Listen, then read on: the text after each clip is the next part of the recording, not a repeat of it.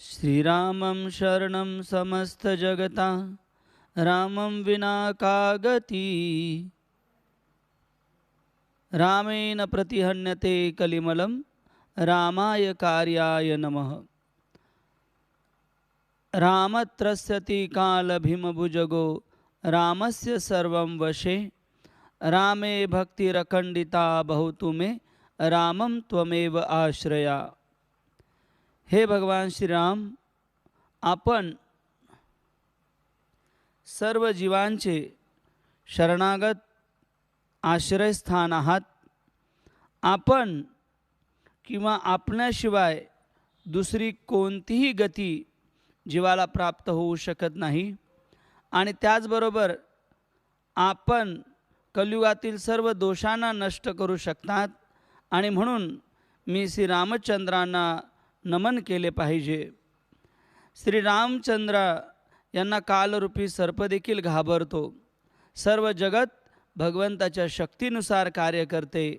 भगवंता, आपली अखंडिता भक्ती, आमची अखंडिता भक्ती तुमच्या चरणाशी राहू दे, कारण तुम्हीच माझे आश्रयस्थान आहात। श्रीरामं शरणं समस्त जगता रामं विना का गती। फार सुंदर या श्लोकामध्ये भगवंत भक्त प्रार्थना करतायत की भगवंता, तुम्हीच आमचे आश्रयस्थान आहात। श्रीराम कथेच्या चौथ्या दिवशी पुन्हा एकदा आपल्या सर्वांचं हार्दिक स्वागत आहे। फार सुंदर एक टीका रामायणवर वाचण्यात आली। त्याच्यामध्ये फार सुंदर दृष्टांत दिलेला आहे की ज्या प्रकारे भारतामध्ये आपण पाहतो की प्रयाग येथे कुंभमेळा साजरा केला जातो किंवा कुंभमेळा भरला जातो आणि या कुंभमेळ्यामध्ये 3 नद्यांचा संगम आपण पाहतो, गंगा, यमुना आणि सरस्वती। तर गंगा आणि यमुना ह्या आपल्या दृष्टीस पडतात, परंतु यमुना ही काही आपल्या दृष्टीस पडत नाही। तिला सरस्वती ही काही आपल्या दृष्टीस पडत नाही, तर गुप्त पद्धतीने ही सरस्वती तिथे प्रकट होते आणि अशा प्रकारे तो संगम जो आहे तो घडला जातो। त्याच प्रकारे आचार्यवृंदांचं असं मत आहे की भगवंतांच्या ज्या काही लीला आहेत, वेगवेगळ्या रसामधल्या ज्या काही लीला आहेत, या लीला गंगा आणि यमुना या नद्यांच्या प्रमाणे आहेत, जे आपल्या दृष्टिक्षेपाला दिसतात।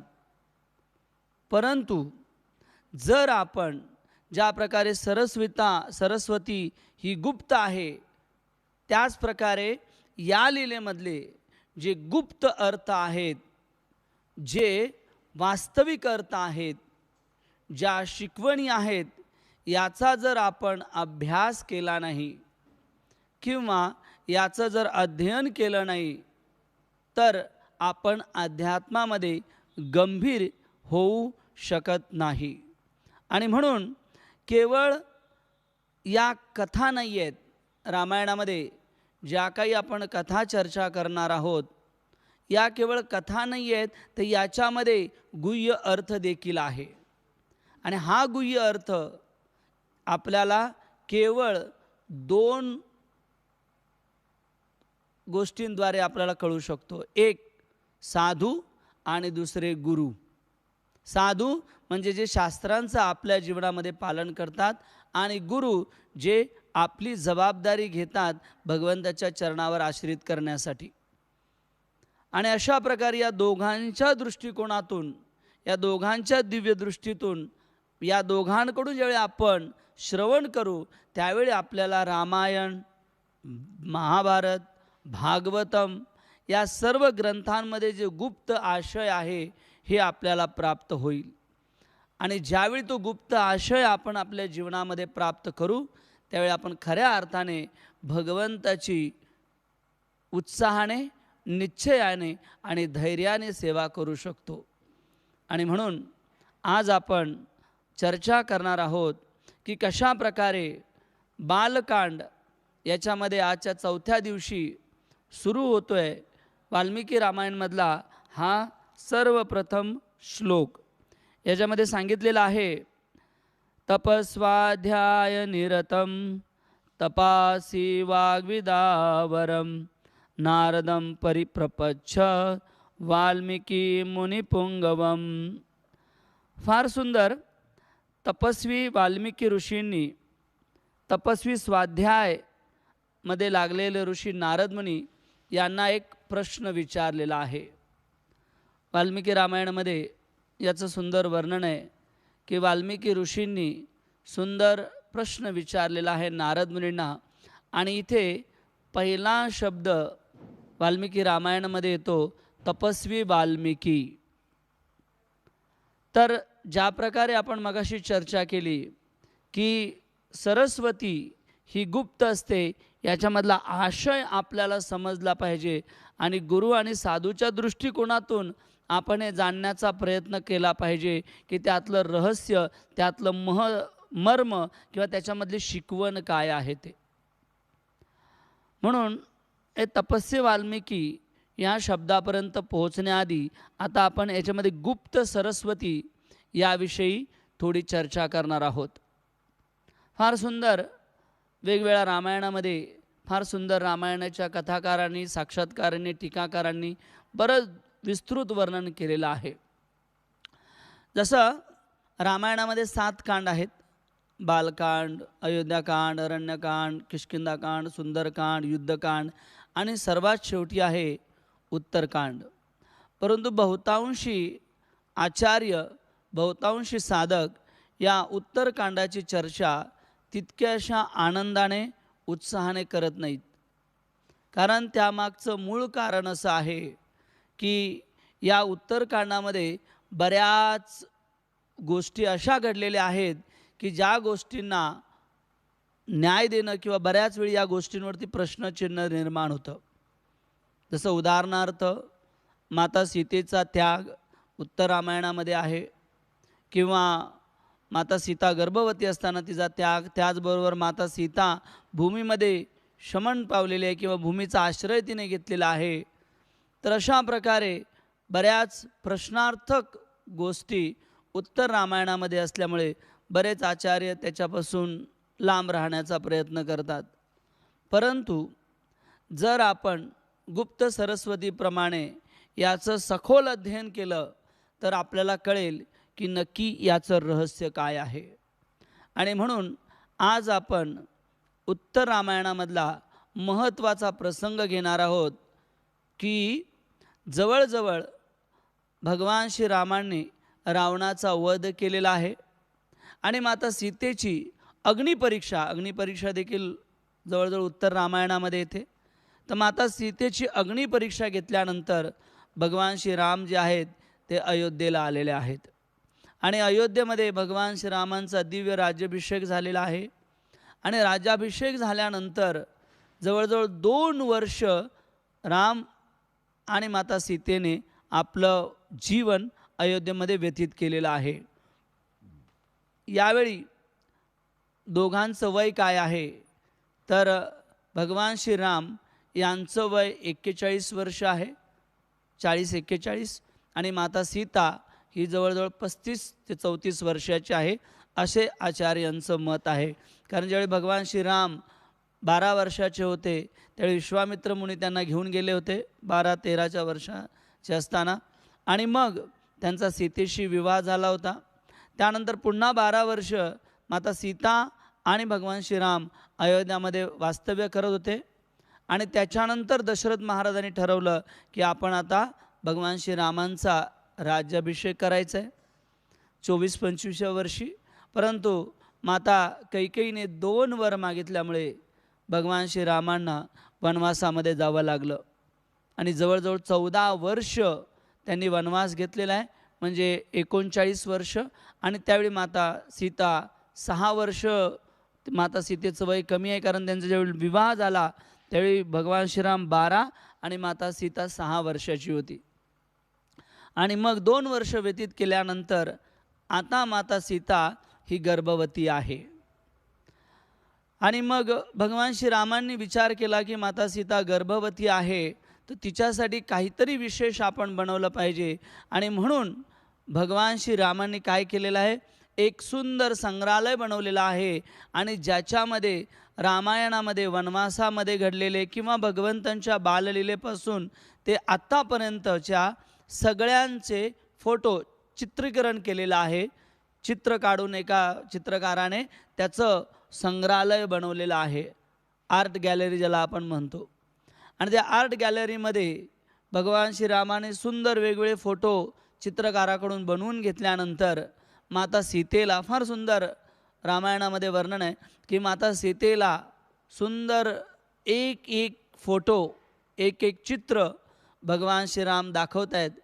आणि माता सीता प्रत्येक चित्र बघून थोडा वेळ शांत उभे राहते आणि त्याच्यामध्ये काहीतरी टीका किंवा त्याच्याविषयी अजून काहीतरी जुन्या आठवणी, अशा प्रकारचा तो सुंदर वर्णन रामायणामध्ये आलेला आहे. आणि मग जसं भगवान श्रीरामाने जो धनुष्य तोडला होता, ते किती सुंदर धनुष्य, बळकट धनुष्य तुम्ही तोडलं, अशा प्रकारे वर्णन करत करत सीता आणि राम लक्ष्मण वनवासाला निघाले. त्याचं चित्रीकरण, वनवासामध्ये चित्रीकरण, रावणाचा वध चित्रीकरण, असे बरेच लीलामध्ये दाखवल्यानंतर एका चित्रासमोर आल्यानंतर माता सीता जी आहे ती थोडा वेळ स्तब्ध झाली. आणि स्तब्ध झाल्यानंतर भगवान श्रीरामाने विचारलं की का तू स्तब्ध झाली. तर ते जे चित्र होतं, या चित्रामध्ये एक ऋषींचा आश्रम आहे आणि या ऋषींच्या आश्रमाबाहेर एक मोर, एक ससा आणि वेगवेगळा सुंदर देखावा माता सीता पाहत आहे. आणि रामांनी ज्यावेळी प्रश्न विचारला की तू काय बघतेस याच्यामध्ये, तर सीता महाराणी थोडी प्रश्नार्थक भावनेने भगवंतांना म्हणते की खरं सांगू का की 14 वर्ष जे मी तुमच्याबरोबर वनवासामध्ये होते त्यावेळी मला तुमचा फार चांगला संग मिळाला आणि मला तुमच्याबरोबर बऱ्याच गोष्टींची संग चर्चा करता आली. आणि असा संग या 2 वर्षाच्या राज्यकारभारामध्ये मला तुमचा प्राप्त झालेला नाही आहे. म्हणून माझी एक इच्छा आहे प्रामाणिक की माझ्या मुलांचा जन्म आणि माझ्या मुलांची वाढ अशा सुंदर वातावरणामध्ये व्हायला पाहिजे जिथे ते या सुंदर वातावरणामध्ये वाढतील, अशी माझी इच्छा आहे. ही इच्छा माता सीतेने भगवान श्री रामचंद्रांना बोलून दाखवलेली आहे. आणि त्यावेळी माता सीता जी आहे ती प्रेग्नेंट आहे, गर्भवती आहे. आणि मग या दृष्टांतानंतर वर्णन आलेलं आहे की काही दिवसातच वसिष्ठ ऋषी हे एका आपल्या सेवकाला भगवान श्रीरामांकडे पाठवतात. वसिष्ठ हे कुलगुरू आहेत पूर्ण श्रीरामचंद्र वंशावलीचे. आणि वसिष्ठ ऋषी हे जाणतात की माता सीता गर्भवती आहे आणि म्हणून मेसेंजर पाठवतात. ते म्हणतात, तो मेसेंजर सांगतो की वसिष्ठ ऋषींनी बरेच यम आणि नियम सांगितलेले आहेत आणि याबरोबर एक गोष्ट सांगितलेली आहे की माता सीतेची प्रत्येक इच्छा पूर्ण केली गेली पाहिजे अशा वातावरणामध्ये. हे आहे त्यांच्या गुरूंची आज्ञा. आणि मग त्याच रात्री वर्णन आलेलं आहे की भद्रा जो भगवान श्रीरामांचा गुप्तचर आहे तो काय करतो, राज्यामध्ये घडलेल्या घटनांचं वृत्तांत महाराज रामचंद्रांना येऊन सांगत असतो. आणि त्या दिवशी त्याने अशी एक घटना सांगितली ज्यामुळे भगवान श्रीराम विचलित झालेले आहेत. त्याने सांगितलं की राज्यामध्ये फिरत असताना मी एक परिवार पाहिलं आणि या परिवारामध्ये चर्चा सुरू होती की भगवान श्रीरामाने माता सीतेला स्वीकार कसा केलेला आहे, यांची चर्चा सुरू होते. आणि या चर्चेमध्ये वर्णन असं होतं की माता सीतेची जी अग्निपरीक्षा झालेली आहे ती अयोध्यावासींनी पाहिलेली नाही आहे, तर त्यामुळे आम्हाला विश्वास नाही. आणि मग असं बरेचशी चर्चा झाल्यानंतर भगवान श्रीराम जे आहेत ते थोडे विचलित होतात आणि विचारतात की तेच परिवार करतं की अजून काही ठिकाणी चर्चा सुरू आहे. ते म्हणतात की बऱ्याच ठिकाणी याचं चर्चासत्र सुरू झालेलं आहे महाराज. आणि मग भगवान श्रीराम थोडा विचार करतात, गंभीर होतात आणि रात्री पुन्हा लक्ष्मण, भरत आणि शत्रुघ्नांना यांना आमंत्रित करतात आणि सांगतात लक्ष्मणाला की हे लक्ष्मणा, तू उद्या सकाळी माता सीतेला घेऊन जा दूर, अयोध्येपासून दूर, आणि तिला वाल्मिकी ऋषींच्या आश्रमाच्या इथे सोडून ये. हे ज्यावेळी लक्ष्मणाने ऐकलं त्यावेळी लक्ष्मणाने विचारलं की मला तिला केवळ फिरवून आणायचं आहे का सोडून यायचं आहे? त्यावेळी भगवान श्रीरामाने सांगितलं की तुला तिला सोडून यायचं आहे, कारण मी सीतेचा त्याग करत आहे. हे ऐकल्यानंतर सगळेजण आश्चर्यचकित झालेच, परंतु लक्ष्मणजी क्रोधित झालेले आहेत.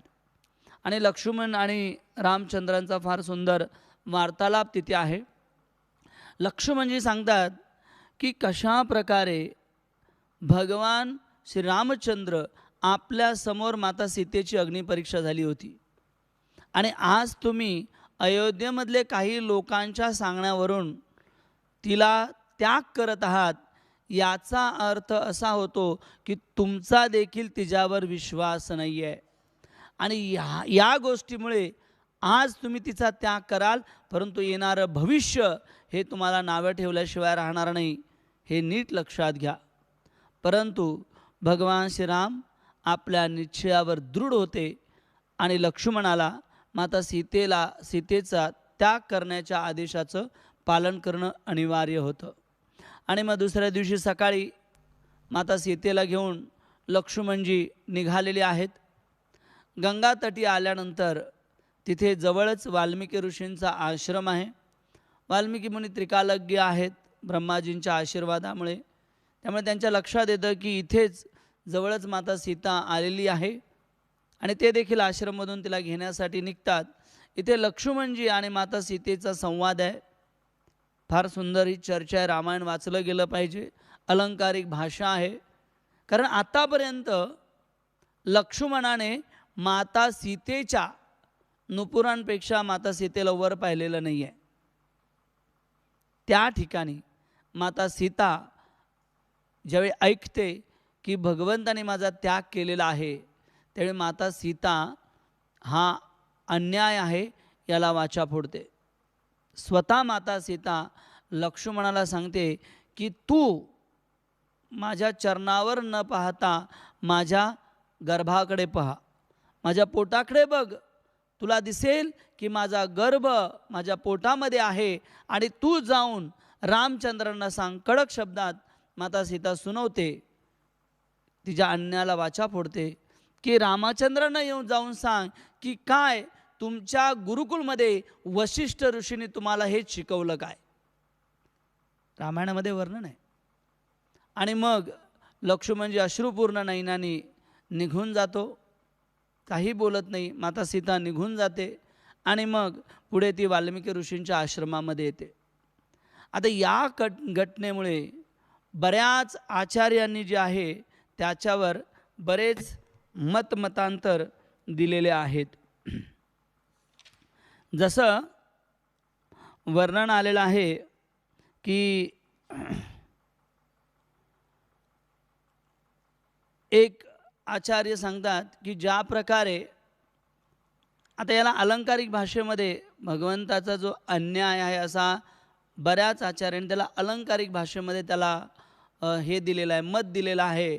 परंतु आपण आज चर्चा करणार आहोत गुप्त सरस्वती, हे नीट लक्षात घ्यायचं आहे. तर वर्णन आलेलं आहे की ज्या प्रकारे दगडाला एक आचार्य लिहितात, संस्कृत कवी आहेत ते, आचार्य नाही संस्कृत कवी आहेत, ते लिहितात की ज्या प्रकारे दगडाला पाजर फुटत नाही, दगडाला कधी पाजर फुटत नाही, त्याच प्रकारे भगवान श्रीरामांच्या हृदयाला पाजर कसा फुटेल. आणि पुढे तेच लिहितात की एक वेळ दगडालाही पाजर फुटेल, एखादं संगीत गीत आपण पाहतो कृष्णलीलेमध्ये भगवंताची बासरी वाजली की दगडाला पाजर फुटत असे, परंतु त्या दगडालाही एक वेळ पाजर फुटेल, परंतु भगवान श्रीरामांना पाजर फुटलेला नाही आहे, अशी त्यांनी टीका दिलेली आहे. त्याच्यानंतर अजून एक टीकाकार आहेत, त्यांनी असं वर्णन केलेलं आहे, श्रीनिवास शास्त्री त्यांचं नाव, त्यांनी त्याला अलंकारिक भाषेमध्ये सांगितलेलं आहे की जसा मनुष्याचा स्वभाव आहे चुका करणे, हा स्वभाव आहे मनुष्याचा, आणि मग भगवान श्रीराम हे मनुष्य लीलेमध्ये असल्यामुळे त्यांना काय करणं स्वाभाविक आहे, त्यांच्याकडून एखादी चूक होणं हे स्वाभाविक आहे. आणि म्हणून ती लीला भगवंतांनी केलेली आहे की त्यांनी इतकी मोठी चूक केली की माता सीतेचा त्याग केलेला आहे, असं सार्वभौम शास्त्री यांचं मत आहे. अलंकारिक भाषेमध्ये त्यांनी रामाची चुका दाखवलेल्या आहेत. त्याचबरोबर अजून एक आचार्यांचं फार सुंदर एक मत आहे वेदांत दर्शिका या ग्रंथामध्ये. ते लिहितात की भगवान श्री राम ज्यावेळी वनवासामध्ये होते आणि त्यांच्या पादुका राज्य करत होत्या, म्हणजे महाराज भरत राज्य करत होते, तर 14 वर्षामध्ये एकही कंप्लेंट नव्हती. 14 वर्षामध्ये एकही कंप्लेंट किंवा एकही केस फाईल झाली नव्हती अयोध्यामध्ये. परंतु भगवान श्रीराम ज्यावेळी राज्य करू लागले त्यावेळी काय झालं की इतकी मोठी चूक किंवा इतकी मोठी समस्या निर्माण झाली. तर ते लिहितात की भगवंतापेक्षा त्यांचे जे भक्त आहेत ते चांगल्या प्रकारे राज्य किंवा शासन करू शकतात किंवा आदर्श ठेवू शकतात. तर ठीक आहे, अशी बरेच मतमतांतर आहेत. आणि वर्णन केलेलं आहे की सीता महाराणीला जे आहे लक्ष्मणाने सोडून लक्ष्मण निघालेला आहे. आणि माता सीता, खरं तर इथे फार सुंदर एक वर्णन आलेलं आहे की माता सीता हिने अन्यायाला वाचा फोडलेली आहे. एक टीकाकार लिहितात की माता सीतेवर अन्याय झालेला आहे. तिने सांगितलं की विश्वामित्रांच्या गुरुकुलमध्ये भगवान श्रीरामांना म्हणावं तुम्हाला हेच शिकवलं का, परंतु इथे माता सीतेने आपल्या कर्तव्याचं वहन केलेलं आहे. अन्याय झालेला आहे मान्य, परंतु तिने आपल्या कर्तव्याचं काय केलेलं आहे, वहन केलेलं आहे. भगवंताने जी सृष्टी बनवलेली आहे, या सृष्टीमध्ये वेगवेगळे जीवजंतू मनुष्य सर्व काही आहे. आणि यामध्ये जर सर्वोत्तम अलंकार जर भगवंताने परिपूर्ण बनवला असेल तर ती स्त्री आहे. कारण भगवंताच्या सृष्टीमध्ये कधीही काही चूक राहू शकत नाही. बऱ्याच वेळा बाहेरील लोकांना वाटतं की सीतेवर अन्याय झालेला आहे, विशेषतः स्त्रीमुक्ती चळवळ आणि या सगळ्या गोष्टी, परंतु माता सीतेने अन्याय बोलून दाखवलेला आहे, परंतु तिने आपल्या कर्तव्याचं वहन केलेलं आहे. भगवंताच्या प्रकृतीमध्ये आचार्यवृंद वर्णन करतात की स्त्रीला, शास्त्र वर्णन करतात की स्त्रीमध्ये एक गोष्ट फार प्रामुख्याने आहे, ती म्हणजे सहनशीलता. ती सहनशीलता शारीरिक स्तरावर असो किंवा आत्मिक स्तरावर असो, मानसिक स्तरावर असो, कोणत्याही स्तरावरती ज्यावेळी स्त्रीला चॅलेंजेस येतात त्यावेळी स्त्री तिचा स्वीकार करू शकते, त्याला सहन करू शकते. उदाहरणार्थ, या वेगवेगळे जे आजार आहेत, या आजारामध्ये सगळ्यात त्रास देणारा जर आजार असेल किंवा पेन असेल, दुःख असेल, तर तो आजार आहे बाळाला जन्म देणे, प्रसूतीच्या वेदना. परंतु स्त्री ते सहन करू शकते, कारण भगवंताने तिच्यामध्ये सहनशीलता दिलेली आहे. पारिवारिक चॅलेंजेस असो, सामाजिक चॅलेंजेस असो, माता सीतेप्रमाणे प्रत्येक स्त्री ते सहन करू शकते. ही सहनशीलता भगवंताने तिच्यामध्ये टाकलेली आहे. आणि ती सहन करत करत आपल्या कर्तव्याचं जर तिने वहन केलं तर नक्कीच तिच्यापोटी भविष्य लवकुश जन्म घेतील. आणि जर सहनशीलता न करत केवळ स्वतंत्र राहणे, अन्यायाला वाचा फोडणे या अवडंबराखाली जर स्त्री राहिली तर मग तो दिवस दूर नाही की दुर्भाग्यवश समाजामध्ये लिव्हिंग रिलेशनशिप येईल. थोडा विषय डायव्हर्ट होतो आहे, परंतु लिव्हिंग रिलेशनशिप येईल आणि आपल्या माहितीसाठी काही कालांतराने समाजामध्ये संस्कृतीमध्ये अराजकता पसरल्याशिवाय राहणार नाही. म्हणून माता सीता हे आदर्श उदाहरण आहे. अन्यायाला वाचा फोडलेली आहे, सत्य सांगितलेलं आहे, परंतु आपल्या कर्तव्याचं तिने वहन केलेलं आहे. हे आपल्याला मान्य करावंच लागेल. झाशीची राणी माता जिजाऊ यांनी विपरीत परिस्थितीमध्ये सहनशीलता हा अलंकार आपल्याशी जोपासला आणि मग त्यातून छत्रपती शिवाजी महाराजांसारखे वीर घडलेले आहेत. अशी अनेक उदाहरणं आहेत. तर आपल्याला ठरवायचं आहे की आपण काय बनायचं आहे ते असो. आणि मग माता सीता जी आहे ती आता वाल्मिकी ऋषींच्या आश्रमामध्ये निघालेली आहे. आता प्रश्न हा आहे की राम चूक आहेत की बरोबर, हा निर्णय अजून बाकी आहे. राम चूक आहेत की बरोबर, ती लीला किंवा रामाने योग्य केलं की अयोग्य, किंवा रामांची भावना काय होती, हे वाल्मिकी रामायणामध्ये सांगितलेलं आहे. आणि म्हणून पहिला तपस्या वाल्मिकी हा शब्द आलेला आहे, कारण कुठेतरी हा संबंध जुळत आहे. जसं आता आपण थोडंसं ॲनॉलॉजी जर लावली तर इकडून गंगा म्हणजे माता सीता वाल्मिकी ऋषींच्या आश्रमाकडे आलेली आहे. इकडून वाल्मिकी ऋषी आता माता सीतेला आणायला चाललेले आहेत आपल्या आश्रमामध्ये, तर ती आहे यमुना. आणि याच्यामध्ये गुप्त अर्थ काय की राम चुकीचे होते की बरोबर होते, माता सीतेने का तो अन्याय सहन केला, ती गुप्त सरस्वती या लीलेवरून आपल्याला कळेल. तपस्या वाल्मिकी मुनींचे जीवनचरित्राचा आधीचं जीवनचरित्र स्कंद पुराणामध्ये येतं. स्कंद पुराणामध्ये फार सुंदर वर्णन आहे की कशा प्रकारे वरुण देवांचे पुत्र आहेत,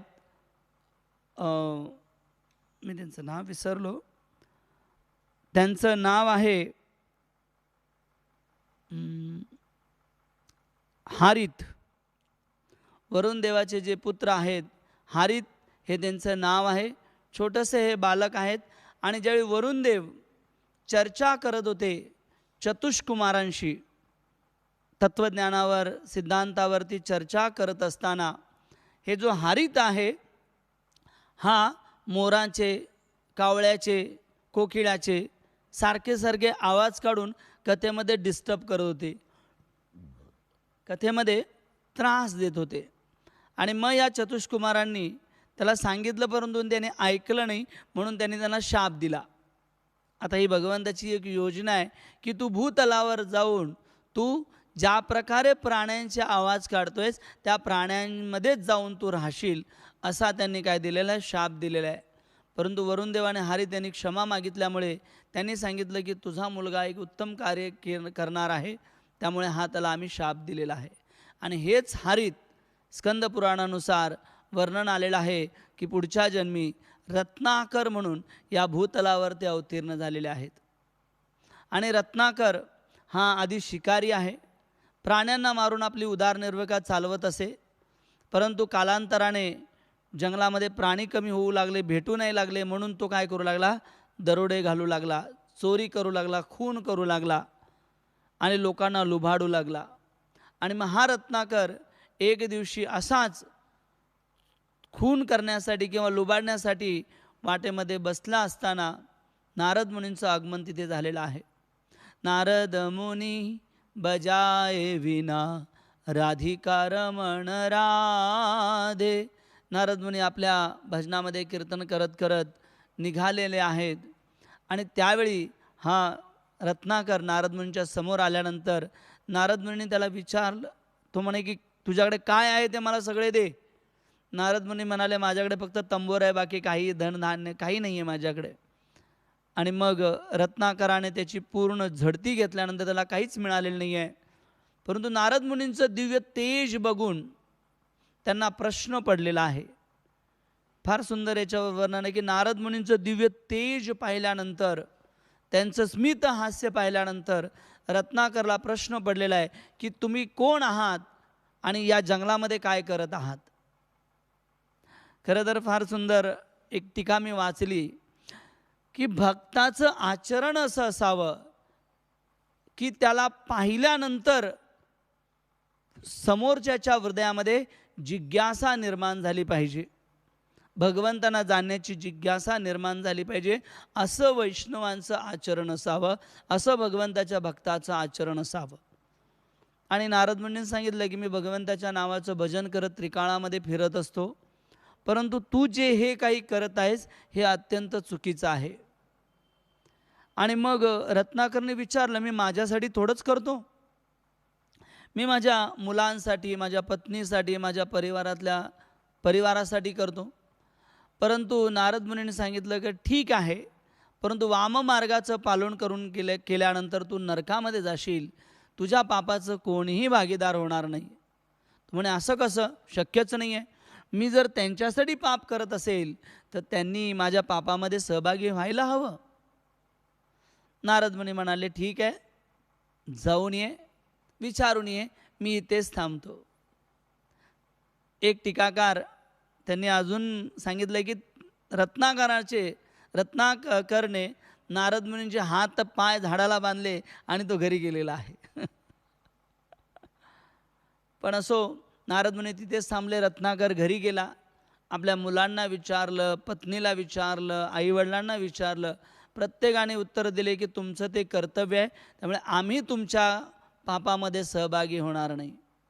आणि हे ऐकल्यानंतर रत्नाकर पुन्हा नारद मुनींच्या चरणाशी येऊन पडलेला आहे, क्षमा मागितलेली आहे.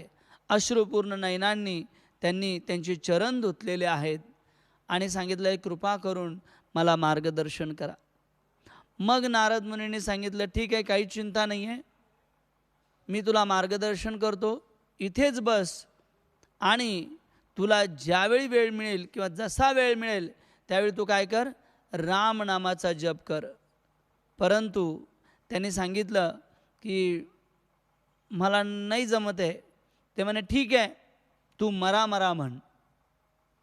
आणि मग वर्णन आलेलं आहे की रत्नाकर सुरुवातीला चालत चालत इकडे तिकडे मरा मरा मरा मरा मरा मरा, आणि मग हळूहळू त्यांचं मनावर नियंत्रण झालं आणि मग त्यांनी एका ठिकाणी बसून तपस्या सुरू केलेला आहे. मनत्रायते इति मंत्र, मनाला जो नियंत्रित करतो ते मंत्र, आणि त्या मंत्राचं जप, राम नामाचा जप आता रत्नाकराने एका जागेवरती बसून काय केलेलं आहे, जप सुरू केलेला आहे. राम राम राम राम राम राम राम राम राम राम राम राम राम. आणि अशा प्रकारे राम नामामध्ये त्याने इतका सुंदर जप सुरू केला.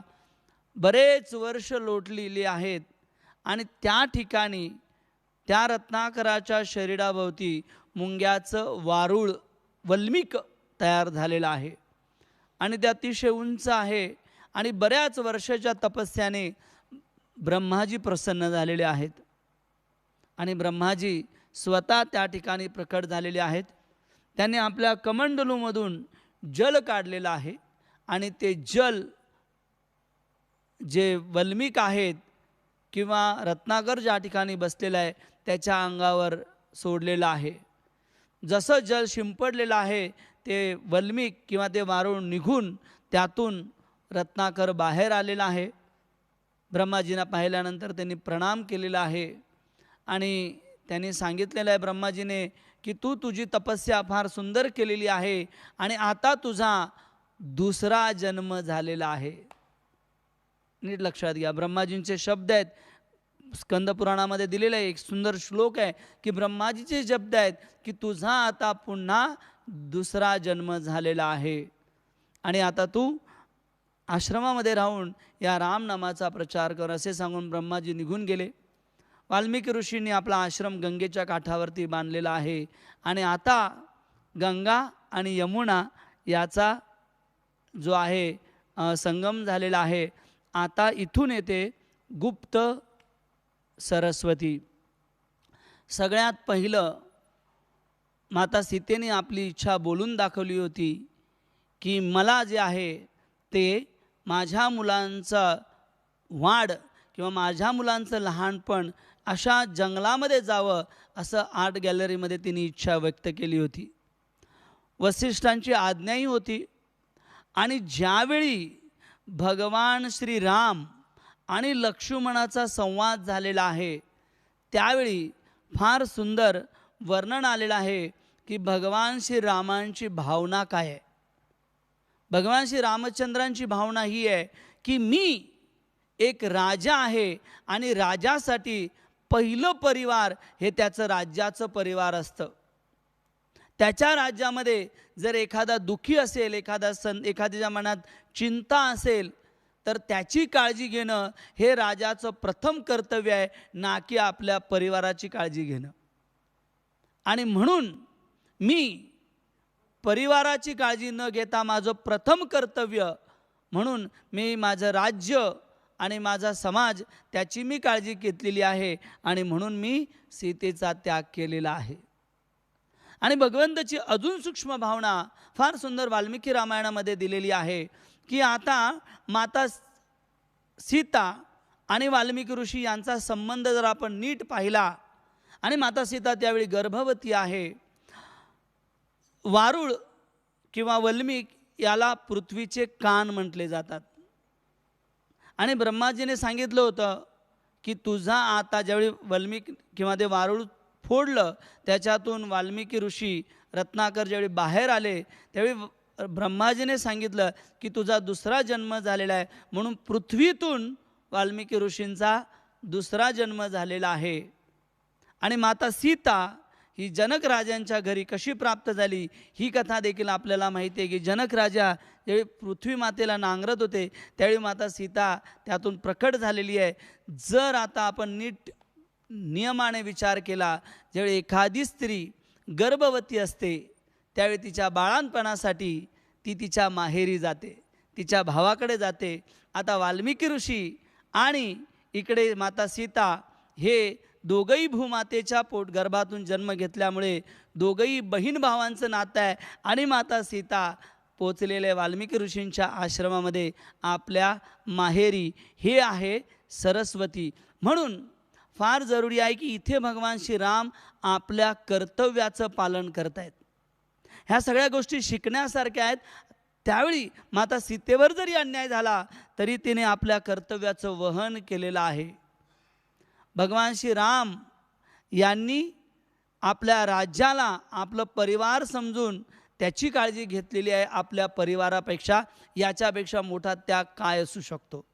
तर हे धडे, ही गुप्त सरस्वती ज्यावेळी आपण साधू आणि गुरूंच्या मुखातून ऐकू किंवा प्रामाणिकपणे त्यांनी लिहिलेल्या ग्रंथातून अध्ययन करू त्यावेळी आपल्याला ही गुप्त सरस्वती समजेल आणि त्यावेळी खऱ्या अर्थाने संगम झाल्याशिवाय राहणार नाही. आणि म्हणून आध्यात्मिक साधकाने केवळ वरच्या कथांचं श्रवण न करता जे गुप्त शिकवणी आहेत, महत्त्वाचे लेसन आहेत, त्याचा देखील गंभीरतेने आपण अभ्यास केला पाहिजे. ही आहे तपस्वी या शब्दामागील महत्त्वाचं गोष्ट.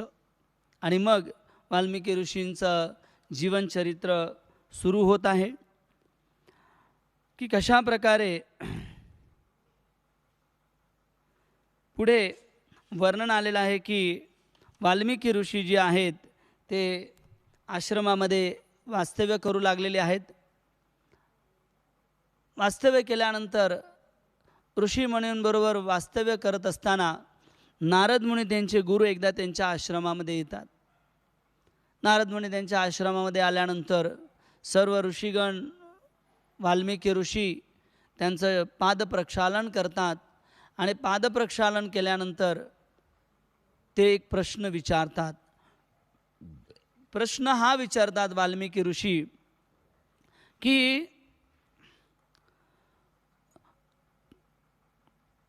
को अस्मिन् साम्प्रतं लोके गुणवान् कच्छ वीर्यवान् धर्मज्ञ च कृतज्ञ च सत्यवाक्यो दृढव्रता चरित्रेण चोको युक्तः सर्वभूतेषु को हिता विद्वान् कक्क समर्थच्च कच्छेक प्रियदर्शना आत्मवान् को जिते क्रोधो द्युतिमान को न सूचक कास्य विश्यन्ति देवाच्च जातरोस्यच्च संयुगे. की हे नारद मुनी, कृपा करून मला सांगा की असा कोण राजा या भूतलावर आहे किंवा कोण आहे जो गुणवान, वीर्यवान, धर्मज्ञ, उपकारक आहे, जो कृतज्ञ आहे, जो सत्यवचनी आहे, दृढ प्रतिज्ञा करणारा आहे, सदाचारी आहे, समस्त प्राणीमात्रांचा हितेशी आहे, विद्वान आहे, सामर्थ्यशाली आहे, प्रियदर्शनी आहे, सुंदर आहे आणि आपल्या क्रोधावर त्याने विजय प्राप्त केलेले आहे, कीर्तिमान आहे, निंदा न करणार आहे आणि देवी देवता त्याचा आदर करतील असा राजा कोण आहे. असा प्रश्न नारद मुनींना वाल्मिकी ऋषींनी विचारलेला आहे आणि त्याचं उत्तर वाल्मिकी ऋषींना नारद मुनींनी केवळ 100 श्लोकामध्ये दिलेलं आहे. आणि वाल्मिकी ऋषींनी नारद मुनींना भगवंतांचे 16 क्वालिटीज 16 गुण विचारलेले आहेत, परंतु या 100 श्लोकामध्ये नारद मुनींनी भगवंताचे 65 गुण सांगितलेले आहेत. आणि अशा प्रकारे भगवंतांच्या दिव्य लीला ऐकल्यानंतर ते नारद मुनी सांगतात की तो जो पुरुष तुम्ही म्हणत आहात तो पुरुष इथेच अयोध्येवरती राज्य करत आहे आणि भगवान श्रीराम त्यांचं नाव आहे. आणि असं सांगितल्यानंतर जे वाल्मिकी ऋषी अत्याधी आनंदित होतात आणि भगवंतांच्या लीलांवरती ते नारद मुनींनी जे सांगितलेलं आहे त्याच्यावरती ते चिंतन आणि मनन करत असतात. आणि अशा प्रकारे नारद मुनी मग आपल्या स्थानावरून निघून गेल्यानंतर वाल्मिकी ऋषी भगवंतांच्या लीलाचं चिंतन करत असताना एके दिवशी सकाळी उठून आल्या ते तमसा नदीवरती स्नान करण्यासाठी निघालेले आहेत.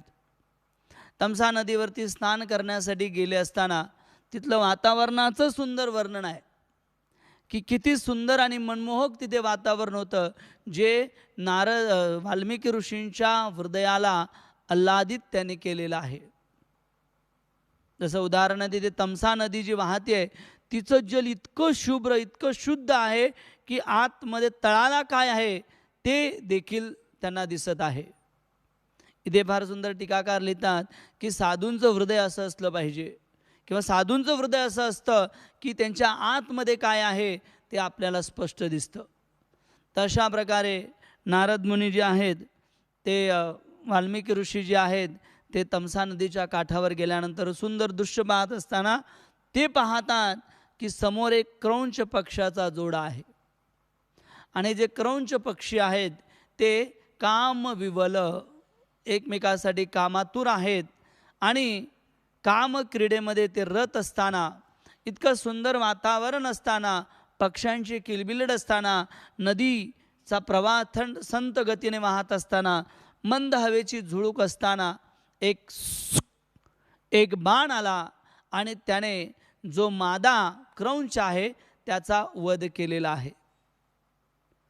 आणि हे जे क्रौंच मादा पक्षाचा वध केल्यानंतर वर्णन आलेलं आहे की तो क्रौंच पक्षी मृत पावलेला आहे. आणि मग हे चित्र पाहिल्यानंतर जे वाल्मिकी ऋषी आहेत त्यांच्या हृदयामधली जी करुण आहे करुण रस आहे तो जागृत होतो. आणि थोड्या वेळानंतर जी मादा आहे ती देखील त्या क्रौंच मादी जी आहे ती मादा जो आहे तो मृत आहे त्याच्याबरोबर फिरत फिरत ती देखील आपल्या देहाचा त्याग करते. आणि मग वाल्मिकी ऋषी जे आहेत ते अत्यंत त्यांच्या हृदयामध्ये करुणा निर्माण झालेली की इतक्या सुंदर वातावरणामध्ये या शिकाऱ्याने हे काय केलं. आणि म्हणून ते त्या जो शिकारी आहे, हंटर आहे, त्याला काय देतात, शाप देतात. आणि तो शाप फार सुंदर वर्णन केलेलं आहे. मानिषात प्रतिष्ठाम त्वमगम शश्वती सम यत क्रौंच मिथुनादे कम अवधी काम मोहितम. असा एक शाप त्यांच्या ओठातून निघतो, त्यांच्या हृदयातून निघतो. आणि या शापामध्ये तो जो शिकारी आहे त्यांना ते काय देतात, शाप देतात की ज्या प्रकारे तू या प्राण्यांना मृत केलेला आहेस त्याच प्रकारे तुला देखील दुःखाच्या वेदना होतील. करुणेमुळे त्यांनी शाप दिलेला आहे. एक फार सुंदर टीकाकार तिथे लिहितात की जर वाल्मिकी ऋषींनी आता जरी ते ऋषी झाले असतील तरी ते विसरले होते की ते देखील एक शिकारी होते आणि त्यांना काहीच अधिकार नव्हता, कारण शिकारी तो शिकारच करत होता प्राण्यांची. मग नारद मुनींनी त्याला शाप का दिला असं एक टीकाकार लिहितात. तर फार सुंदर त्याच्या उत्तरामध्ये तेच लिहितात. ते म्हणतात की नारद मुनी शिकारी होते आणि शिकारीचा एक नियम असा असतो की जे कामक्रीडेमध्ये पक्षी किंवा जीव असतात त्यांची तो हत्या करू शकत नाही, हा शिकाऱ्यांचा नियम आहे. आणि म्हणून हा नियम वाल्मिकी ऋषींना माहिती होता, म्हणून त्यांनी त्याला शाप दिला होता. आणि क्रौंच पक्षामध्ये अजून एक अशी आख्यानका आहे की क्रौंच पक्षी मादा आणि मादी हे एकदा जर ते जोडले गेले तर जर क्रौंच पक्षामध्ये मादा शरीर सोडला तर मादी दुसऱ्या क्रौंचाशी विवाह करत नाही किंवा त्याच्याशी संलग्न होत नाही. हे जे नातं आहे हे वाल्मिकी ऋषींना माहिती होतं आणि म्हणून त्यांनी काय केलेलं आहे, त्याला शाप दिलेला आहे. आणि मग शाप दिल्यानंतर नारद मुनींना पश्चाताप झाला की मी त्या शिकारीला शाप देणं योग्य नव्हतं. विचार करा, ही आहे एका शुद्ध भक्ताचं लक्षण की एखाद्या केलेल्या कार्यावर तो विचार विनिमय करतो आणि जर तो चुकीचा असेल तर तो पश्चातापही करतो. महाराज युधिष्ठिर महाभारताचं युद्ध झाल्यानंतर त्यांनी देखील त्याच्यावर पश्चाताप केला की माझ्यामुळे इतके सगळे लोक मारले गेलेले आहेत. ती शुद्ध भक्ताची लक्षणं आहेत. मग इकडे वर्णन आलेलं आहे की कशा प्रकारे ज्यावेळी वाल्मिकी ऋषी अस्वस्थ आहेत, अस्वस्थ असल्यामुळे त्या आश्रमामध्ये येऊन उभे राहतात आणि त्यावेळी ब्रह्माजी तिथे प्रकट होतात आणि ब्रह्माजी त्यांना सांगतात की तू जो शाप उच्चारण केलेला आहे, परंतु तू या शापातून खऱ्या अर्थाने रामायणाची निर्मिती केलेली आहे. आणि मग फार सुंदर अनुष्टुप छंदामधला हा वाक्यरचना आहे. त्याच्यामध्ये ते फार सुंदर वाल्मिकी रामायणामध्ये लिहिलेलं आहे. माम या शब्दाचा अर्थ आहे माता लक्ष्मी. निषाद या शब्दाचा अर्थ आहे जी वक्षस्थळावर वास करते. मा निषादम प्रतिष्ठाम त्वम गम शाश्वती सम. आणि माता लक्ष्मी देवी आणि त्याचबरोबर भगवंत जे आहेत ते नित्य लीला करत असतात आणि शाश्वत नेहमी ते एकत्र राहत असतात.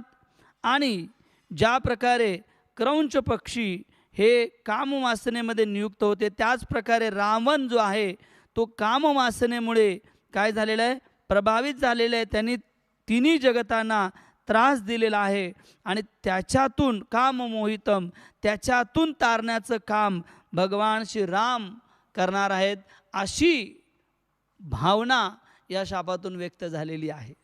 आणि ब्रह्माजी सांगतात की हा शाप नाही, ही रामायणाची सुरुवात आहे आणि तुला आता जे नारद मुनींनी रामायण दिलेलं आहे त्याची कथा आणि त्याचं गुणगान तुला करायचं आहे. आणि असं म्हणून ब्रह्माजी निघून जातात. आणि पुढे मग नारद मुनी दिलेल्या 100 श्लोकांचं विस्तृत ब्रह्माजी तेही सांगतात की तुला भूतकाळात काय झालेलं आहे, वर्तमानात काय घडत आहे आणि भविष्यकाळात काय घडणार आहे हे तुला तुझ्या दिव्यदृष्टीद्वारे तुला दिसल्याशिवाय राहणार नाही. आणि अशा प्रकारे वाल्मिकी ऋषींना ज्यावेळी हे वरदान मिळालं त्यावेळी वाल्मिकी ऋषींनी जवळजवळ 24,000 श्लोकांची रचना केलेली आहे. आणि या 24,000 श्लोकांची रचना ते आता कोणाला सांगणार आहेत? माता सीतेचे जे 2 पुत्र आहेत लव आणि कुश, भगवान श्रीरामांचे जे पुत्र आहेत लव आणि कुश, यांना सांगणार आहेत. यांना गायलेलं आहे, यांच्यासमोर त्यांनी सांगितलेलं आहे आणि सांगितलं की या रामायणाचं कथेचं गाण तुम्ही पूर्ण अयोध्या नगरीमध्ये करायचं आहे. आणि मग बऱ्याच काळानंतर लवकुशाने सुंदर गायन पद्धतीने हे रामायण आपल्या जीवनामध्ये उतरवलेलं आहे. इतकंच नव्हे, त्याचं सुंदर पद्धतीने ते गान करत प्रत्येक अयोध्येच्या गलीगली राज्यामध्ये जाऊन हे लवकुश वाल्मिकी ऋषीद्वारा कृत रामायणाचं गान करत आहेत. त्याचवेळी अयोध्येमध्ये महाराज श्रीरामचंद्र वशिष्ठ ऋषींच्या आज्ञेवरून त्यांनी अश्वमेध यज्ञाची तयारी केलेली आहे. आणि या अश्वमेध यज्ञाच्या तयारीमध्ये लवकुश तिथे पोहोचतात. आणि लवकुश हे आता वाल्मिकी ऋषींनी 24,000 श्लोकांची रचना केलेली आहे त्या श्लोकांनुसार रामायण गायला सुरुवात करतात. आणि ही होते रामायणाची सुरुवात, वाल्मिकीकृत रामायणाची सुरुवात. आणि मग फार सुंदर पहिलं जे लवकुश चर्चा करतात ती आहे महाराज दशरथ यांचं जीवनचरित्र. आणि त्याचबरोबर महाराज दशरथांची जी राजधानी आहे अयोध्या, हिचं फार सुंदर वर्णन लव आणि कुश वाल्मिकी रामायणामध्ये याचं सुंदर वर्णन आहे. लवकुशाने ते गायलेलं आहे, फार सुंदर. त्याविषयी सांगतात की अयोध्या, हिला अयोध्या हे का नाव आहे? अयोध्या याचा अर्थ जिला कोणी विजयी करू शकत नाही किंवा जिला कोणी पराभूत करू शकत नाही, जिच्यावर कोणी विजय प्राप्त करू शकत नाही, अशी अयोध्या, जिला कोणताही योद्धा विजयी करू शकत नाही, ती आहे अयोध्या. फार सुंदर. या अयोध्येनंतर महाराज दशरथ यांचं वर्णन सांगितलेलं आहे. महाराज दशरथ जे आहेत ते इतके पराक्रमी आहेत की त्यांचा रथ जो आहे 10 दिशेला त्यांनी आपली विजय पताका फडकवलेली आहे. आणि म्हणून 10 दिशांवर ज्यांनी विजय प्राप्त केलेला आहे त्यांचं नाव आहे महाराज दशरथ. आणि मग फार सुंदर अयोध्येविषयी वर्णन आहे. कौशल नामक राज्याची अयोध्या ही राजधानी आहे. आणि या राजधानीमध्ये इतकं सुंदर वर्णन आहे की शरयू नदीच्या काठावरती ही अयोध्या नगरी जी आहे ती वसलेली आहे. ही 12 योजन लांब आहे, 3 योजन रुंद आहे. आणि त्याचबरोबर जो कोणी या शरयू नदीमध्ये स्नान करेल तो जो आहे त्याला वर्णन आहे की तो जन्ममृत्यूच्या चक्रातून बाहेर पडल्याशिवाय राहणार नाही. दररोज या अयोध्येमध्ये केवळ अयोध्या आणि इतर राज्यातील लोक नाही तर स्वर्गांमधून अप्सरा आणि देवी देवता देखील नित्य नियमाने येत असत. केवळ स्वर्गामधूनच नाही तर 14 लोकांमधून या अयोध्येमध्ये लोकांचं येणं जाणं होतं, देवी देवतांचं येणं जाणं होतं. आणि रिद्धिसिद्धी या 2 नद्या तिथे धनधान्य आणि सगळ्या गोष्टी चांगल्या प्रकारे विपुल प्रमाणात या अयोध्येमध्ये होत्या. अयोध्येचे जे प्रवेशद्वार होते ते संगमरवरी होते. त्यांचे जे दरवाजे होते ते सोन्याने मडवलेले होते आणि त्या सोन्यांच्या दरवाजावरती चांगले हिरे आणि माणिक जोडले गेलेले होते. बाजार, कला, क्रीडा, राजवाडे, बगीचे यांच्या जागा सुनियोजित होत्या, योग्य ठिकाणी त्या जागा होत्या. त्याचबरोबर नृत्यकार, संगीतकार, कलाकार या सर्वांना अयोध्येमध्ये वाव दिला जात असे. त्याचबरोबर सैनिक, नेमबाज, निपुण, त्याचबरोबर एकाच वेळी हजारो माणसांशी लढू शकणारे असे बरेच रक्षणकर्ता सैनिक त्या अयोध्येमध्ये होते. इतकी बलवान ही अयोध्या नगरी होती. आणि या अयोध्येमध्ये 4 गोष्टी प्रामुख्याने होत होत्या, ज्या प्रत्येक राज्यामध्ये झाल्या पाहिजेत. या अयोध्यामध्ये नित्यनियमाने यज्ञ होत होते. त्याचबरोबर ब्राह्मणांचा आदर होत होता. तिसरी गोष्ट गायींची सेवा होत होती. आणि चौथं वर्णन आलेलं आहे की तिथे विपुल प्रमाणामध्ये ब्राह्मणांना, गोरगरिबांना, अनाथांना दान दिलं जायचं. आणि फार सुंदर वर्णन आहे की अयोध्यामध्ये इतकं या 4 गोष्टींचं पालन केल्यामुळे अल्पकालामध्ये कोणालाच मृत्यू येत नसे. आणि अशी ही अयोध्या नगरी, याची वंशावली जी आपण काल पाहिली, ही वंशावली मग लवकुश भगवान श्रीरामांसमोर आणि अयोध्येच्या प्रजेसमोर वर्णन करत आहेत. आणि अशा प्रकारे सुरू होते आहे दशरथ महाराजांचं जीवनचरित्र. दशरथ महाराज यांना जवळजवळ 350 राण्या आहेत.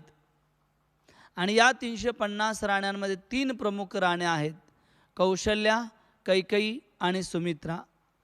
आणि या 350 राण्यांमध्ये एकीलाही पुत्र नाही आहे. एक मुलगी आहे माता सुमित्राला आणि तिचं नाव आहे शांता. परंतु महाराज दशरथ यांचे एक मित्र आहेत राजा रोमपाद. या दोघांची मैत्री अत्यंत घनिष्ठ आहे. ज्यावेळी अयोध्येमध्ये सुमित्राला शांताचा जन्म झाला त्यावेळी रोमपाद महाराज त्यांच्या राज्यामध्ये गेलेले आहेत. आणि दशरथाला आनंदित झालेलं पाहिल्यानंतर रोमपाद महाराज देखील आनंदित झाले. परंतु त्यांनी एक मित्रत्व म्हणून दशरथ महाराजांना विचारणा केली की मला तर संतान नाही आहे, तुझ्याकडे 350 राण्या आहेत, तर तुला भविष्यात काहीतरी पुत्र किंवा काहीतरी प्राप्त होईल, परंतु कृपा करून तुझी ही मुलगी मला भेट द्यावी अशी माझी इच्छा आहे. आणि मित्र म्हणून दशरथ महाराजांनी आपली शांता नावाची मुलगी रोमपाद महाराजांना दिलेली आहे. आणि मग ही शांता रोमपाद राजांच्या महलामध्ये वाढू लागलेली आहे.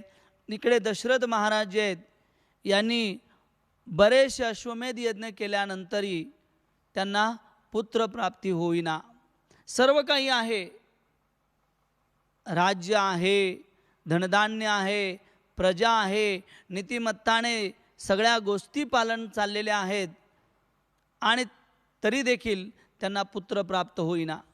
आणि म्हणून ते त्यांच्या गुरुकडे गेलेले आहेत. आणि गुरुला त्यांनी प्रार्थना केल्यानंतर गुरुने सांगितलं की आपल्याला पुत्रकामेष्टी यज्ञ करावा लागेल. आणि या पुत्रकामेष्टी यज्ञाद्वारे नक्कीच तुझ्या वंशाला चालवणारे वंशज तुला प्राप्त झाल्याशिवाय राहणार नाहीत.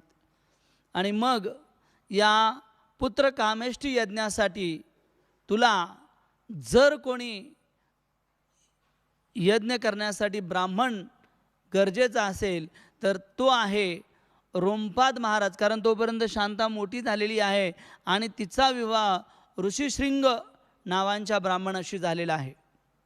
तर वशिष्ठ ऋषी सांगतात की या यज्ञासाठी ऋषीशृंग जे ब्राह्मण आहेत, तुझे बहिणीचे पती भावजी, त्यांना तू या यज्ञासाठी बोलव. आणि मग सुमंत्र जे दशरथ महाराजांचे मंत्री आहेत ते जनक राजाकडे पोहोचतात आणि जनक राजाला सांगतात की ऋषीशृंग आणि माता शांतेला बोलवलेलं आहे, कारण त्यांच्याकडून दशरथ महाराजांसाठी पुत्र कामेष्टी यज्ञ करणं अत्यंत गरजेचं आहे. आणि मग जनक राजामध्ये इथे ऋषीशृंगाची कथा वाल्मिकी रामायणामध्ये कोट केलेली आहे. आता ऋषीशृंगाची कथा देखील फार सुंदर आहे. ऋषीशृंगाचे वडील आहेत विभांडक. विभांडक हे अत्यंत तपस्वी आहेत. हे इतके तपस्वी आहेत की त्यांची तपस्या पाहून इंद्र जे आहे तो भयभीत झालेला आहे. आणि इंद्र इतका भयभीत झाला की त्यांना तपस्येपासून भंग करण्यासाठी हर्षा नावाच्या एका अप्सराला पाठवण्यात आलेला आहे. ज्यावेळी हर्षा तिथे पोहोचली त्यावेळी ती फार सुंदर श्लोकांचं वर्णन करू लागली. हे श्लोक ऐकल्यानंतर जे भांडक ऋषी होते त्यांनी तिला सांगितलं की तू स्त्री असल्यामुळे या श्लोकांचं उच्चारण करणं योग्य नाही आहे. त्यावेळी ही जी हर्षा होती तिने सांगितलं की परंतु मी आत्मा आहे, मी शरीर नाही आहे. आणि विभांडक ऋषी यांनी ज्यावेळी हे मान्य केलं त्यावेळी तिने हर्षाने सांगितलं की माझी आता अशी इच्छा आहे की मला तुमच्याकडून पुत्र प्राप्त करायचा आहे किंवा मला तुमच्याशी संग करायचा आहे. परंतु विभांडक ऋषी इतके तपस्वी होते, त्यांनी सांगितलं की जर तुला माझ्याकडून पुत्र प्राप्त करायचा असेल तर मी तुला माझ्या मंत्रशक्तीद्वारे वीर्य अर्पण करतो आणि त्याच्यातून तू पुत्र प्राप्त करू शकते. आणि असं म्हणून आपल्या मंत्राद्वारे त्यांनी हर्षाला वीर्य प्रदान केलं. परंतु हर्षा घाबरून गेली त्यांच्या शक्तिबळापुढे आणि हर्षा स्वर्गलोकामध्ये निघून गेले आणि ते जे वीर्य आहे ते नदीमध्ये पडलेलं आहे आणि ते एका हरणाने गळकृत केलेलं आहे. हरिण ज्यावेळी पाणी प्यायला आलेलं आहे त्यावेळी त्या हरणाने पियालेलं आहे आणि ही हरण गर्भवती झालेली आहे. आणि मग या वीर्यातून ऋषीशृंगचा जन्म झालेला आहे. श्रिंग याचा अर्थ ज्यावेळी त्यांचा जन्म झाला त्यावेळी त्यांच्या डोक्यावरती हरणाप्रमाणे एक शिंग होतं आणि म्हणून त्यांना नाव झालं ऋषीशृंग. आणि ऋषीशृंग आता विभांडक ऋषी त्यांचं पालन करू लागले, त्यांना सांभाळू लागले. आणि विभांडक ऋषी अत्यंत क्रोधित होणारे असल्यामुळे त्यांच्या जवळही कोणी जात नसे, घनदाट जंगलामध्ये वास करू लागले. आणि ऋषीशृंग जे आहे ते वाढू लागले, फार मोठे ऋषीशृंग तपस्या करू लागले, ध्यान करू लागले.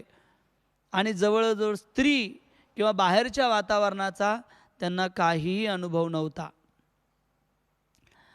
आता विभांडक ऋषी राहत होते, ऋषीशृंग त्यांच्याबरोबर राहत होते. इकडे शांता वयामध्ये आली होती आणि त्याचवेळी रोमपाद महाराजांकडून एक चूक झाली.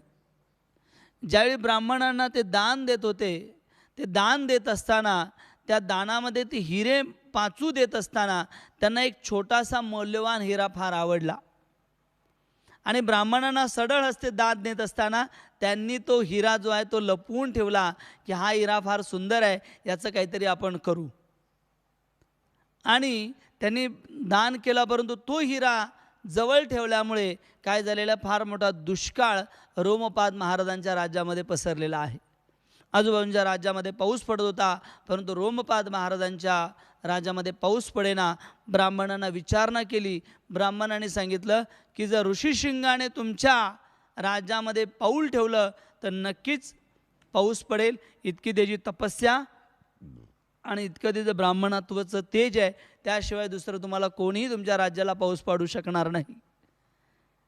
हे ऐकल्यानंतर परंतु आता त्यांना बोलवायचं कसं हा एक मोठा प्रश्नचिन्ह होता. आणि मग फार मोठी चर्चा झाली आणि यानंतर काही ज्या स्त्रिया आहेत त्यांना नियुक्त करण्यात आलं की विभांडक ऋषींचे पुत्र ऋषीशृंग यांना राज्यात आणण्यासाठी.